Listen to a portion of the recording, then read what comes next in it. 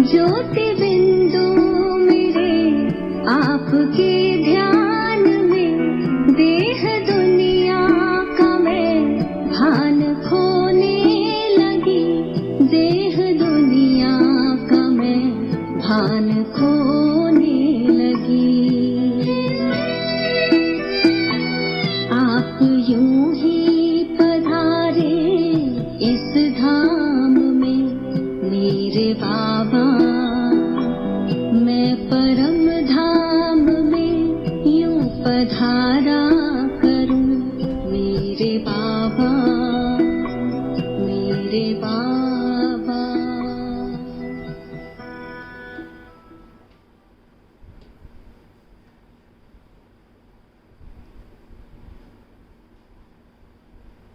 ओम शांति।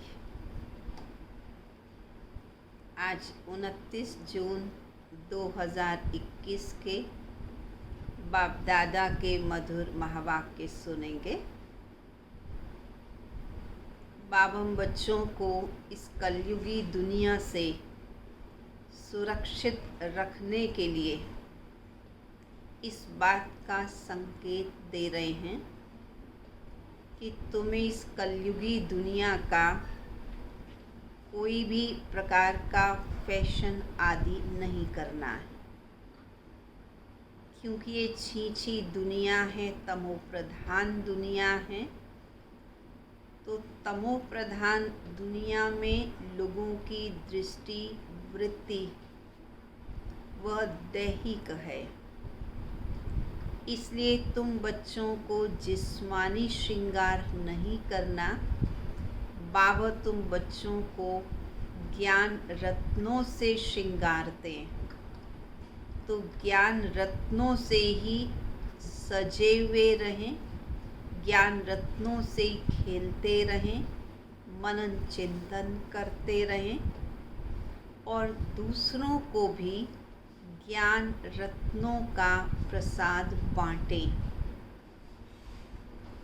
ऐसे अभ्यास करने से सेकंड में राजा जनक समान जीवन मुक्ति के हकदार बन जाएंगे। तो हम सभी बाबा के महावाक्यों को बाबा के शब्दों में सुनेंगे। मीठे बच्चे, तुम हो रूहानी पंडे, तुम्हें ग्रस्त व्यवहार संभालते हुए कमल पुष्प समान बन याद की यात्रा करनी और करानी है। रहना है कमल पुष्प समान। कमल का पुष्प कीचड़ में रहते भी कीचड़ से न्यारा रहता है। बाबा कहते तुम्हें भी न्यारा और प्यारा बन कर के रहना है। प्रश्न है, बाप बच्चों का कौन सा श्रृंगार करते हैं और किस श्रृंगार के लिए बाबा बच्चों को मना करते हैं? कौन सा श्रृंगार बाबा करते हैं और किस श्रृंगार के लिए मना करते हैं? बाबा कहते मीठे बच्चे, मैं तुम्हारा रूहानी श्रृंगार करने आया हूँ। तुम कभी भी जिस्मानी श्रृंगार मत करना। कलयुगी दुनिया में जिस्मानी श्रृंगार मत करना। तुम्हें फैशन का शौक नहीं होना चाहिए। दुनिया बहुत खराब है, इसलिए ज़रा भी शरीर का फैशन नहीं करो। फैशन करेंगे तो बुद्धि देह में जाएगी, देहाभिमान पैदा होगा, दूसरे को भी देह नज़र आएगी, तो तमो प्रधानता बढ़ेगी। इसलिए बाबा कहते तुम्हें कलयुगी दुनिया का फैशन नहीं करना है। गीत है, आखिर वह दिन आया आज। कौन सा दिन? जिस दिन का रास्ता तकते थे, जिस दिन का हमको इंतज़ार था कि भगवान आए, हमें भक्ति का फल दें, हमें ज्ञान दें। वह दिन आ गया जबकि ज्ञान सागर हमारे सम्मुख में है। ओम शांति। बेहद का बाप बैठ बेहद के बच्चों को समझाते हैं। बेहद माना कोई लिमिट नहीं, कोई हद नहीं। कितने ढेर बच्चे हैं, इतने बेशुमार बच्चों का एक ही बाप है। सारी दुनिया, सबका पिता, आत्माओं का पिता एक ही शिव बाबा हैं, जिनको रचिता कहते हैं। वह होते हद के बाबाएं और यह है बेहद के रूहों का बाप। वह जिस्मानी बाप और यह बेहद के रूहों का एक ही बाप है। सारी आत्माओं का एक ही बाप शिव बाबा निराकार हैं, जिनको भक्ति मार्ग में सब रूहें याद करती हैं। तुम बच्चे जानते हो भक्ति मार्ग भी है और साथ साथ रावण राज्य भी है। रावण राज्य में दुख हुआ तभी भक्ति आरंभ की। अब मनुष्य पुकारते हैं कि हमको रावण राज्य से राम राज्य में ले चलो। बाबा समझाते, देखो देवी देवताएं जो भारत के मालिक थे पर अब नहीं हैं, वो कौन थे? जो देवी देवताएं थे वो पुनर्जन्म लेते लेते अब साधारण हैं। अब ये बात भी तुम बच्चे जानते हो, देवी देवताओं के राज को भी तुम जानते हो। हम ही सतयुगी सूर्यवंशी घराने के मालिक थे। ये भी केवल तुम बच्चों को ही पता है कि हम ही सूर्यवंशी घराने के थे। अब राजा रानी तो होते हैं। तुम बच्चों को स्मृति आई है। क्या स्मृति आई? क्या मालूम पड़ा कि बाबा आए हुए हैं। हम बच्चों को राज्य भाग्य का वर्षा देने व विश्व का मालिक बनाने।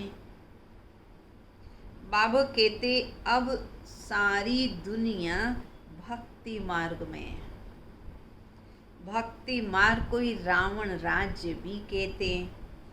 ज्ञान मार्ग सिर्फ एक बाप ही सिखाते हैं और सिर्फ तुम बच्चों को ही सिखाते हैं। सिखाने वाला भी केवल बाप है और सिखाते भी केवल अपने ही बच्चों को हैं।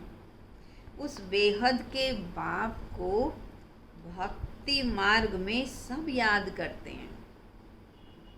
अभी तुमको 21 जन्मों के लिए ज्ञान की राजधानी मिलती है।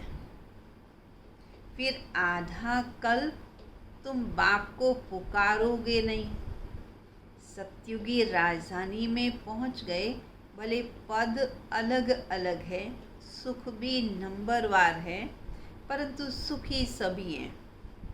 इसलिए वहाँ पर बाप को, भगवान को पुकारने की ज़रूरत नहीं रहती है। वहाँ पर ऐसे शब्द भी उच्चारण नहीं करते जिसे दुख प्रतीत होता हो, जैसे हाय राम, हे राम, हाय प्रभु कहने की भी दरकार नहीं रहेगी। हाय राम तब कहते हैं जब दुखी होते हैं। तुमको तुम्हारा दुख होता ही नहीं। अभी तुम जानते हो ये भी खेल है, सुख और दुख का भी खेल है। आधा कल्प है ज्ञान का दिन और आधा कल्प है भक्ति की रात। भक्ति हमको नीचे उतारती है। तुम बच्चों की बुद्धि में सीढ़ी की नॉलेज ज़रूर चाहिए। सीढ़ी का चित्र जिसमें लिखा है भारत के उत्थान और पतन के 84 जन्मों की कहानी। तो बाप समझाते 84 का चक्र है। इस चक्र को जानने से क्या होगा? तुम चक्रवर्ती राजा बन जाओगे। चक्र की नॉलेज होने से किसी भी प्रकार का प्रश्न बुद्धि में नहीं रहता, संशय बुद्धि में नहीं रहता, क्योंकि चक्र का पूर्णता ज्ञान हो गया। तो चक्र को जानने से चक्रवर्ती राजा बन जाएंगे। इसलिए बाबा चित्र भी बनवाते हैं। इसे सिद्ध हो कि हम इस चक्र को जानने से 21 जन्मों के लिए राज्य भाग्य लेते हैं। अभी तुम तो बहुत हो गए हो। ब्रह्मा कुमार ब्रह्मा कुमारियों की संख्या काफ़ी बढ़ गई है। बड़ी रूहानी शक्ति सेना है। तुम सब हो।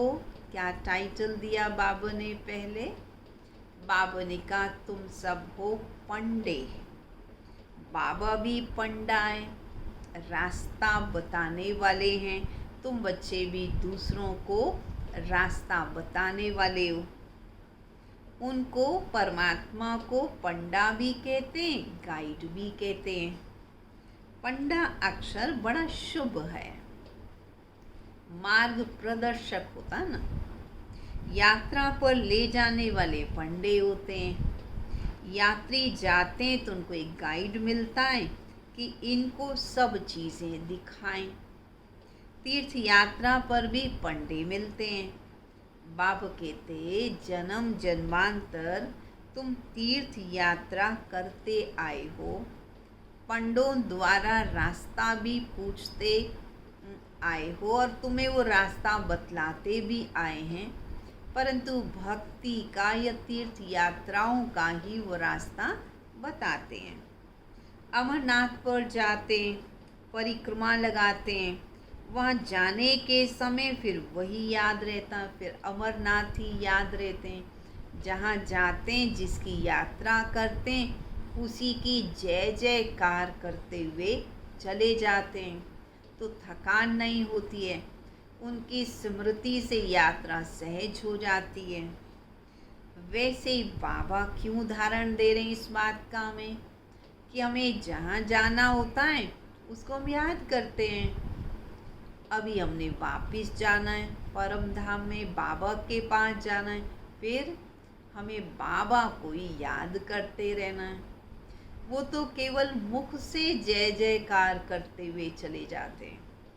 बाबा कहते तुम्हें मन बुद्धि से सदा बाबा के पास ही रहना है। घर बार धंधे दूरी सबसे दिल हटा देनी है। यहाँ तुमको समझाया जाता अपने घर गृहस्थ में रहते हुए धंधा दूरी भी करते रहो, वो भी मना नहीं है, परंतु फिर गुप्त में यात्रा भी करते रहो। अंदर में गुप्त में बाबा को याद भी करते रहो। ये कितना अच्छा है, कितना बड़ा धंधा है। जितना धंधा बढ़ाना चाहो उतना बढ़ाओ, जितना बाबा को ज़्यादा से ज़्यादा याद करना चाहो उतना करो। भले अपनी राजाई भी संभालो, अपना जो यहाँ का कार्य है, जिम्मेवारी है, भले उसको भी संभालो। राजा जनक को भी सेकंड में जीवन मुक्ति मिली। तुमको कोई बाहर की यात्रा आदि तरफ धक्के खाने की दरकार नहीं है। अपने घर बार की पूरी संभाल करनी चाहिए। जो सेंसिबल अच्छे बच्चे हैं, कौन है सेंसिबल? उपस्थित हैं सभी। बाबा के बच्चे समझदार हैं, तो बाबा कहते ज़रूर वो समझते हैं कि हमको घर गृहस्थ में रहते कमल फूल समान रहना है। ग्रस्त व्यवहार में कभी तंग नहीं होना चाहिए। भले परीक्षाएं आती हैं, समस्याएं आती हैं, परंतु कभी भी परेशान नहीं होना, उनसे तंग नहीं होना है। कुमार कुमारियाँ जिनके पास अभी गृहस्थी का झंझट नहीं है, वो तो फिर भी फ्री हैं, पवित्र हैं, उनमें विकार नहीं है। तुम बच्चे जानते हो, हमारा श्रृंगार ही और प्रकार का है। दुनिया जैसा हमारा श्रृंगार, दुनिया जैसी पोशाक, दुनिया जैसा सोच हमारा नहीं है। हम अलौकिक अल्लाह लोग हैं। तो बाबा कहते, तुम्हारा ये तमो प्रधान श्रृंगार तो नहीं होना चाहिए, क्योंकि तुम्हें तो सतो प्रधान सूर्यवंशी राजाई में जाना है। बाप बच्चों को समझाते हैं, तमो प्रधान जिस्मानी श्रृंगार जरा भी नहीं करो। ऐसा नहीं थोड़ा थोड़ा करो, नहीं, जरा भी नहीं करो। दुनिया बहुत खराब है। ग्रस्त व्यवहार में रहते फैशनेबल मत बनो, क्योंकि देख रहे हैं इस दुनिया में जो फैशन करते हैं, उनके पीछे कितनी गलत दृष्टि वाले लोग पड़ जाते हैं। फैशन देह अभिमान में लाता है, कशिश करता है। इस समय खूबसूरती अच्छी नहीं है। अगर कोई सुंदर भी है इस दुनिया में, बाबा कहते वो भी अच्छा नहीं है। काले हो तो बहुत अच्छा है, ऐसा नहीं काले निराश होते रहें। पर बाबा क्या कह रहे हैं, काले हो तो बहुत अच्छा है, अच्छा है, दूसरों की गलत नज़र आप पर नहीं पड़ेगी, कोई पंजा नहीं मारेगा। खूबसूरत के पिछाड़ी तो पड़ते रहते हैं। बाबा कहते कृष्ण को भी सांवरा दिखाते हैं, तुमको तो गोरा बनना है शिव बाबा की याद से। वह कलयुगी दुनिया में गोरे बनते श्रृंगार से, पाउडर आदि से। कितना फैशन करते हैं, बात मत पूछो। साहूकारों की तो और ही सत्यानाश है। गरीब फिर भी अच्छे, कम श्रृंगार करते हैं। गांव आदि में तो ऐसा नहीं होता, वहाँ तो नेचुरल रहते हैं। बाबा कहते तुम्हें गांव में भी जाकर के शिव बाबा का परिचय सबको देना है, सबका कल्याण करना है। भले कोई शहरों में है, भले कोई गांव में है, सबको बाबा का परिचय देना ज़रूरी है। तुम सब गरीब हो, कोई साहूकार की बात नहीं है। सत्युगी दुनिया की साहूकारी और यहाँ की साहूकारी में रात दिन का फर्क है। तुम देखो कितने साधारण रूप में बैठे हो।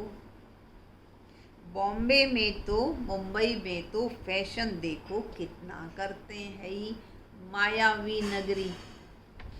बाबा से मिलने के लिए बच्चे आते हैं तो कहता हूँ, तुमने ये जिस्मानी श्रृंगार किया है, अब आओ तो तुम्हारा ज्ञान का श्रृंगार करूँ।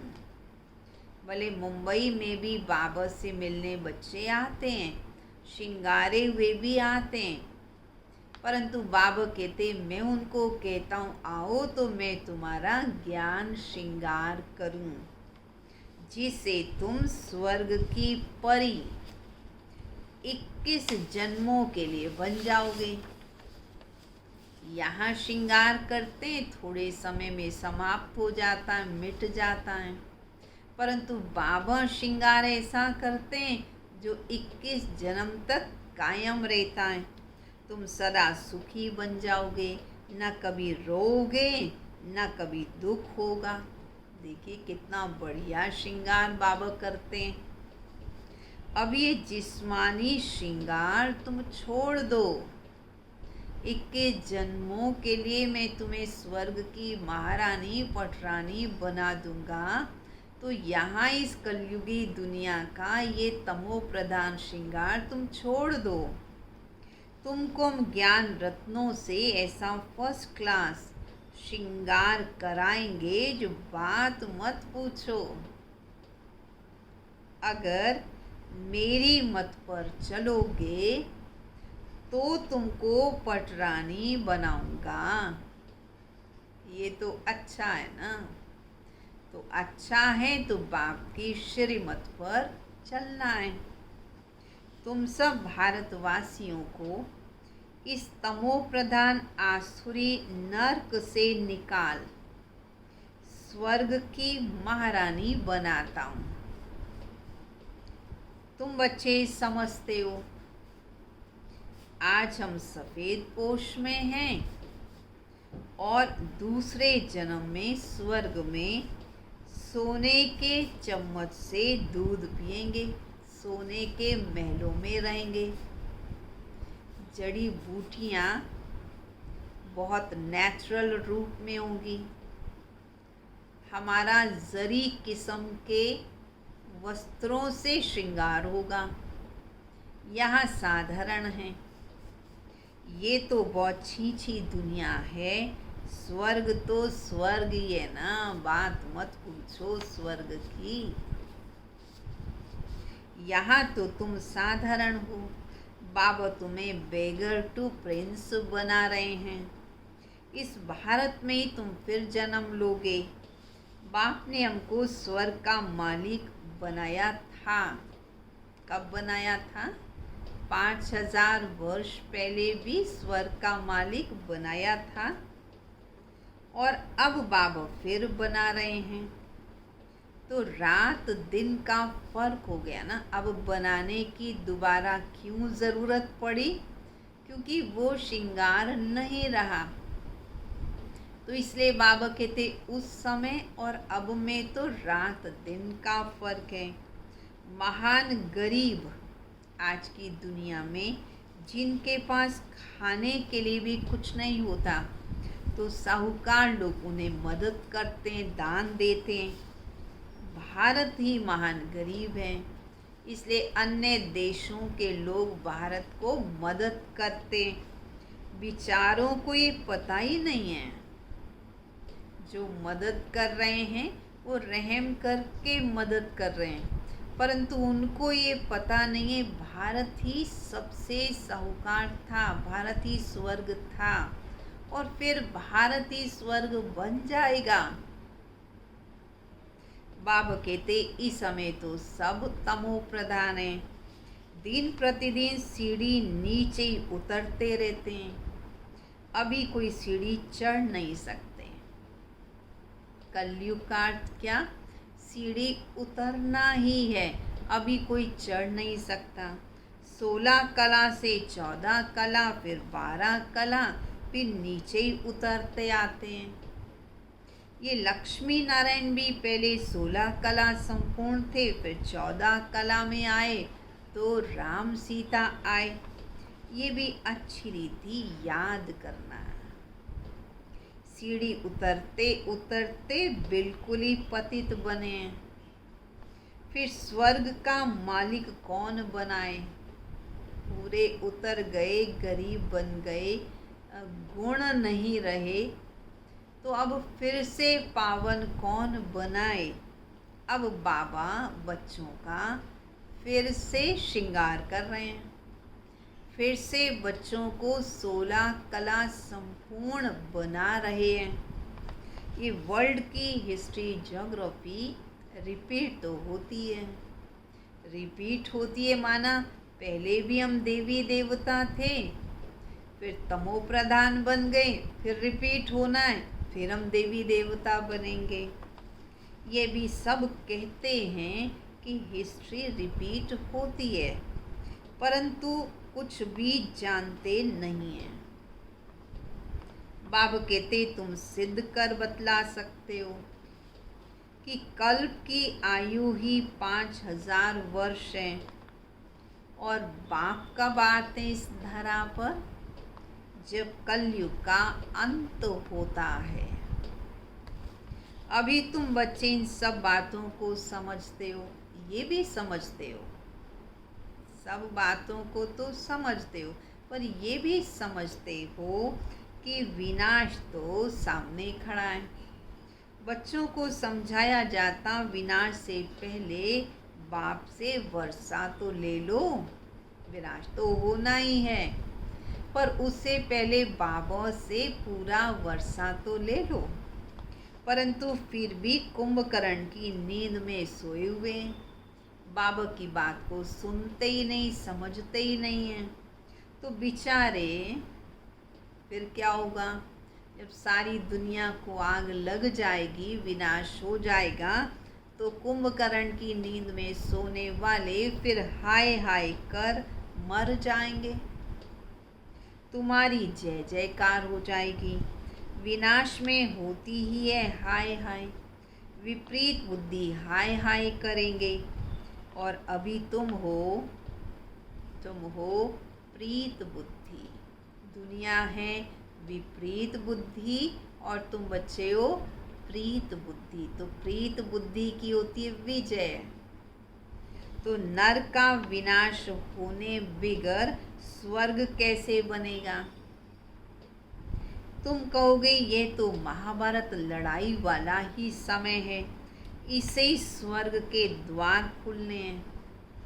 तुम्हारी बुद्धि में है कि हमको देवी स्वराज्य का मक्खन मिलता है। वे दूसरे देश आपस में लड़ते रहेंगे और स्वर्ग का मक्खन तुम बच्चे ले लोगे। हैं तो वो भी मनुष्य, तुम भी मनुष्य हो, परंतु वे हैं आसुरी संप्रदाय और तुम हो दैवी संप्रदाय। तुम दैवी गुणों को धारण कर रहे हो और उनकी वृत्ति आसुरी वृत्ति है। तो बाबा कहते वो आपस में जैसे स्टोरी बताते हैं कि दो बिल्ले आपस में लड़े और बंदर रोटी का टुकड़ा ले गया।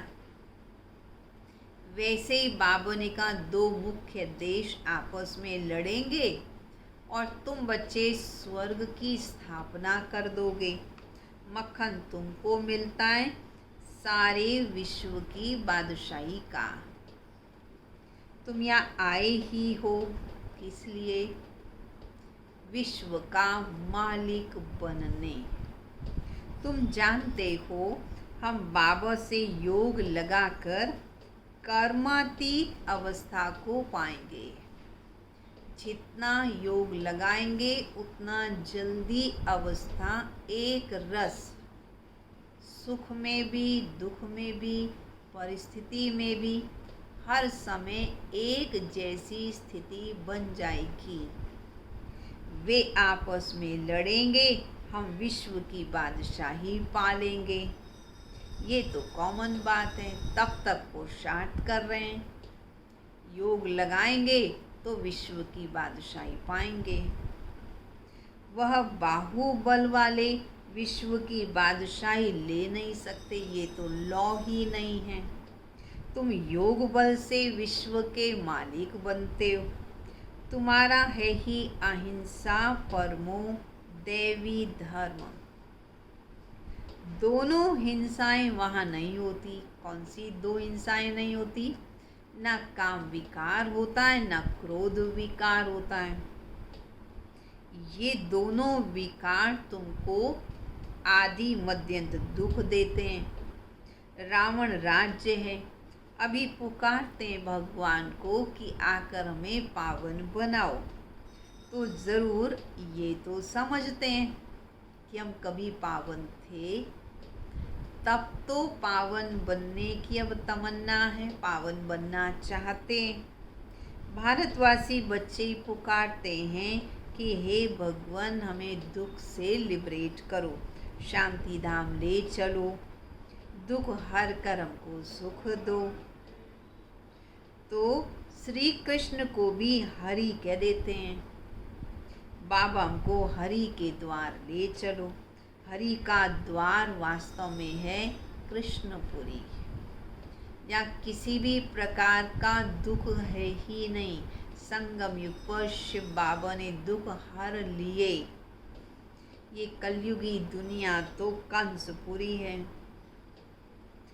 इसको कोई भी पसंद नहीं करता। देवताएं जो पावन थे वो भी पुनर्जन्म लेते पतित बन जाते हैं, और उसकी निशानी भी है। कैसे देवताएं पतित बने, गिरावट में आए, देवताएं ही आसुरी वृत्ति वाले बन गए। ऐसा पुरी में जगन्नाथ मंदिर, जिसमें बाहर की छोटी मूर्तियों में ये दिखा दिया कि उनकी शक्ल या उनका रूप ताज वाला, लेकिन उनके कर्म विकारी दिखा दिए। ये सिद्ध कर रहे हैं कि देवताएं ही पुनर्जन्म लेते हुए गिरावट में आते हैं। बाबा कहते, अब इन सब बातों से निकल, मैं तुम्हें पाकिस्तान में ले चलता हूँ। तो हम सभी पाकिस्तान में चलने की तैयारी कर रहे हैं। इसमें बड़ी क्या चाहिए? इसमें बड़ी हिम्मत, बड़ा महावीरपना चाहिए। बाबा का बनकर पति थोड़ी बनना है। वो समझते हैं स्त्री पुरुष इकट्ठे रहें और पवित्र रहें, इम्पॉसिबल है। ऐसा दुनिया में लोग समझ लेते हैं, क्योंकि पवित्र बनने की ताकत नहीं है, क्योंकि परम पवित्र परमात्मा से योग ही नहीं है, इसलिए मुश्किल लगता है। लेकिन तुम बच्चों के लिए तो बहुत सहज है। तुम ब्रह्मा कुमारियों के पास लोग आते हैं, पवित्र बनने की ताकत लेते हैं। ये भी ड्रामा में नोंद है। जिनका पार्ट होगा वो कैसे भी करके आ जाएंगे। वो लोगों के बहकावे में भी नहीं आएंगे, उनके अंदर कोई भ्रांति भी नहीं आएगी। परंतु जिन्होंने बाबा का बनना है, जिन्होंने देवता बनना है, तो ज़रूर वो तो विघ्नों को पार करके भी आ ही जाएंगे। डरने की बात तो है ही नहीं। शिव बाबा ऐसी कोई बात थोड़ी सिखा रहे हैं जो उनको डर लगे, या हम खुद कोई ऐसा कर्म थोड़ी कर रहे हैं जो हमें डर लगे। नहीं, सच्चे बाबा के सच्चे बच्चे बनकर सत्य कर्म करने हैं। खुद को भी सुखी रखना है, दूसरों को भी सुख देना है। बाबा तो कहते किसी को दुख देने की बात तो बहुत बड़ी है, परंतु दुख देने के बारे में तुम सोच भी नहीं सकते। तुम्हें तो संकल्प भी नहीं आना चाहिए दुख देने का। शिव बाबा तो ज्ञान का सागर, पतित पावन, सर्व का सद्गति दाता है। ब्रह्मा द्वारा पति से पावन बनाते हैं। ये अक्षर ऐसे बड़े बड़े लिखे हुए हों जो कोई भी सहज पढ़कर समझ सके। बाबा कहते चित्रों में, बोर्ड में ऐसे बड़े बड़े अक्षर लिखो जिसे दूसरों को सहज समझ में आ सके। बाबा कहते बच्चे, किसी भी देहधारी में मोह की रग नहीं होनी चाहिए। क्यों? देहधारियों को तो छोड़ के वापस लौटना है। देहधारी तो हमारे साथ नहीं जाएंगे, या तो वो पहले चले जाएंगे या हम पहले चले जाएंगे।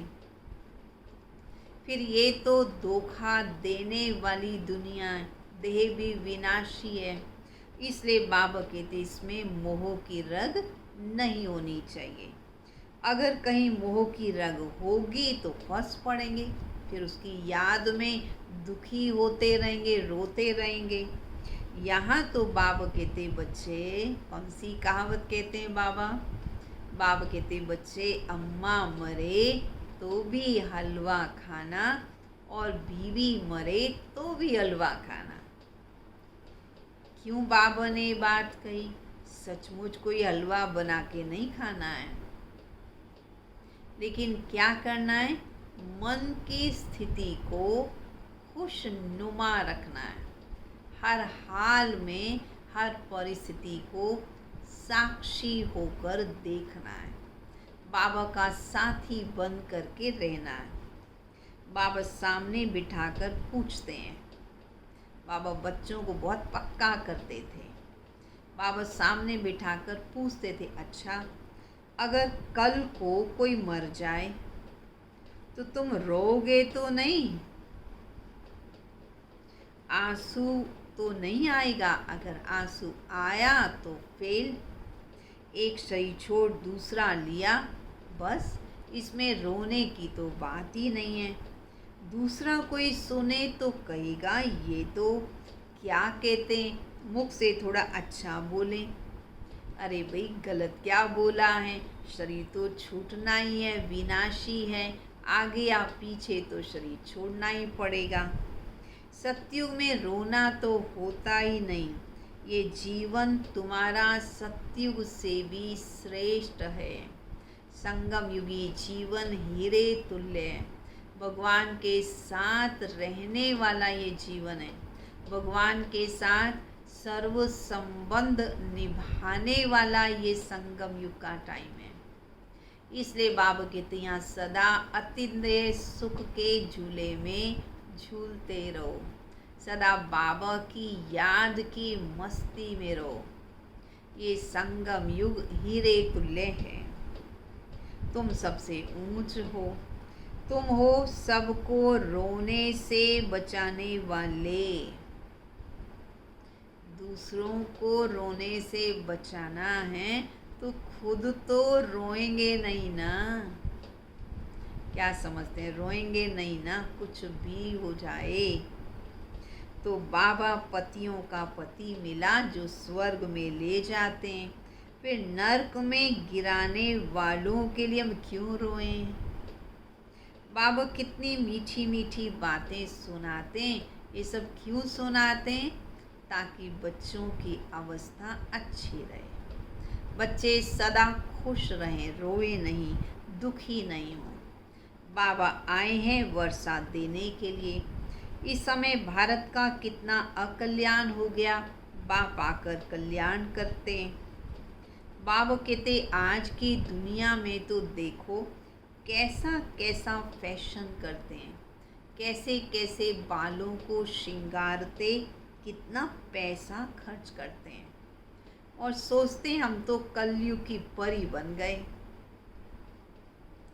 बाबा कहते मैं तो तुम्हें स्वर्ग की परी बनाता हूँ। वहाँ तो सदा सुख होगा। कल क्या होगा वो दुनिया क्या जाने। ऐसे अनेक प्रकार के विचार लोगों के होते हैं। बाबा तो तुम्हें वर्षा देने आए हैं, तो बाप से सच्चा सच्चा स्वर्ग का वर्षा ले लें। अभी समय है लेने का, और यदि समय बीत जाएगा भगवान भाग्य विधाता भी चले जाएंगे, फिर हम भाग्य बना नहीं पाएंगे। इसलिए बाबा कहते अभी जितना बाप से वर्षा लेना हो वो ले लो। अच्छा, मीठे मीठे सिक्किलदे बच्चों प्रति माता पिता बाप दादा का याद प्यार और गुड मॉर्निंग। रूहानी बाप की रूहानी बच्चों को नमस्ते। हम क्या रिस्पॉन्ड करेंगे बाबा को? रूहानी बच्चों की रूहानी बाप दादा को नमस्ते नमस्ते नमस्ते। धारणा के लिए मुख्य सार। सच्चा सच्चा रूहानी पंडा बन सबको घर का रास्ता बताना है। शरीर निर्वाह अर्थ धंधा करते याद की यात्रा में रहना है। कार्य व्यवहार से कभी भी तंग नहीं होना, ना बीमारी से तंग होना, ना जिम्मेवारी से तंग होना है, ना कलयुगी दुनिया से तंग होना है, परंतु अपने कर्तव्य का पालन सही रीति करना है। दूसरा, ज्ञान श्रृंगार कर स्वयं को स्वर्ग की परी बनाना है। इस तमो प्रधान दुनिया में जिस्मानी श्रृंगार बिल्कुल भी नहीं करना है, कलयुगी फैशन छोड़ देने हैं। ठीक है। वरदान। न्यारे और प्यारेपन की योग्यता द्वारा लगाव मुक्त बनने वाले सहज योगी भव। न्यारे प्यारेपन की योग्यता लगाव मुक्त बना देगी, सहज योगी बना देगी। सहज योगी जीवन का अनुभव करने के लिए ज्ञान सहित न्यारे बनो। न्यारे बनना है, परंतु ज्ञान सहित। ऐसे अल्प समय के लिए किसी ने धोखा दिया, वैराग्य आ गया, न्यारे बन गए, ऐसे नहीं। बाबा कहते सिर्फ बाहर से न्यारा नहीं बनना, लेकिन मन का लगाव न हो। जितना जो न्यारा बनता उतना प्यारा अवश्य बन जाता है। न्यारी अवस्था प्यारी लगती है। जो बाहर के लगाव से न्यारे नहीं, वो प्यारे की बजाय परेशान होते हैं।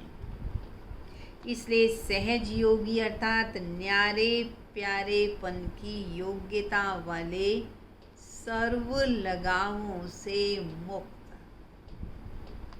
स्लोगन। स्व पुरुषार्थ और सेवा के बैलेंस द्वारा बंधन संबंध में बदल जाएगा। स्व पुरुषार्थ और सेवा के बैलेंस द्वारा कोई भी बंधन वो संबंध में बदल जाएगा। ठीक है।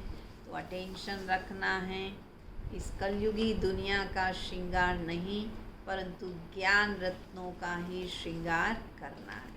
स्वर्ग की महारानी, स्वर्ग की पटरानी बनने का पुरुषार्थ करना। ओम शांति। चलेंगे सभी बाबा की याद में।